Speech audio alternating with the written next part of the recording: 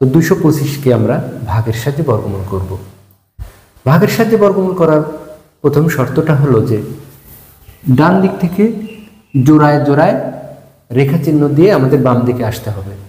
তো আমরা ডান দিক থেকে যদি আসি, এক জোড়া নেই, এটার উপরে আমরা রেখা চিহ্ন দিলাম, কিন্তু এখানে একটা থাকার কারণে আর আমরা রেখা চিহ্নটা দিলাম না। তো পরবর্তীতে আমাদের ডান দিকে একটা খাড়া দাগ দিতে হবে। দুইটাকে আমরা ভাগ করব। এটা যে সংখ্যাটা এখানে নেব তার বর্গ নিয়ে যেটা হবে সেটা এখানে নামাতে হবে।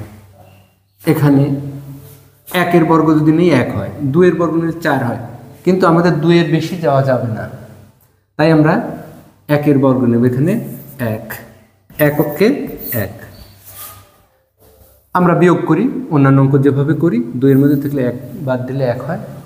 এরপরে আমরা ডানের যে জোড়া আছে জোড়াগুলো আমরা নামাই নিয়ে আসি, তাহলে সম্পূর্ণ সংখ্যাটা দাঁড়ালো 125। এরপর আবার ডানে যেভাবে দাগ দিয়েছিলাম বামে আরেকটা দাগ দেব। দেওয়ার পরে এই যে 1 যে ভাগফল পেলাম, এই 1-এর ডাবল আমরা এখানে নেব। যদি 2 থাকতো আমরা 4 নিতাম, যেহেতু 1 আছে তাহলে 1-এর ডাবল 2।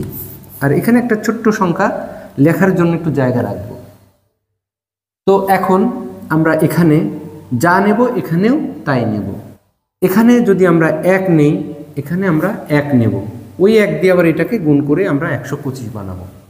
তো আমরা এখানে যদি 1 নেই তাহলে দাঁড়াচ্ছে কত, 1-এর ওই 1 দিয়ে গুণ করো 21, মিলছে না, 125 মিলছে না।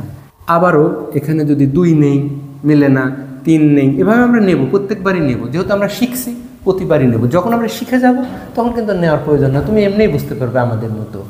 তো আমরা এখানে যদি 4 নেই, এখানে 4, ওই 4 দিয়ে আবার গুণ, 4 4 16, 4 2 8 9, যায় না, 96 হয়। আমাদের লাগবে 125। আমরা যদি এখানে 5 নেই, এই জায়গায় 5, তাহলে এখানেও 5, আবার 5 দিয়েই গুণ করতে হবে। 5 25 সমান 125।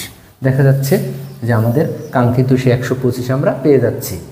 তো আমরা এখানে 5 নিতে পারি, এখানেও 5 নিতে পারি, এটাকে দিয়ে গুণ করলে 125 হয়,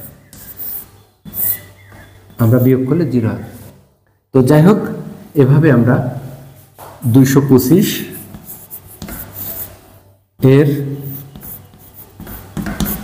বর্গমূল